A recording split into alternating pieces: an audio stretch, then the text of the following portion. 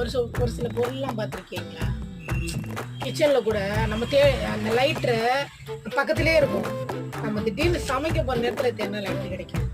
For example கடையில் பார்த்துன்னு வச்சுக்கேன், எனக்கு கொரியருக்கு வந்து சிசரு, அப்புறம் வந்து டேப் கட்ரு, ஸ்டாப்லரு ரொம்ப முக்கியம்.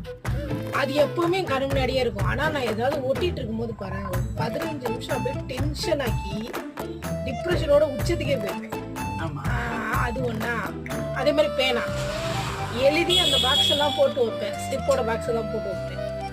யாராவது புக்கிங் வரும்போது தான் இல்லை, எழுதாத ஒரு முட்டை பேனா கிடைக்கும். எழுதி நம்ம டெய்லி நான் யூஸ் பண்ணுற பேனா கிடைக்கும். ஸோ இது மாதிரி நம்ம பக்கத்துலேயே தான் இருக்கும். ஆனால் நம்மளுக்கு தேவை இருக்கும், கிடைக்கவே கிடைக்கும். ஸோ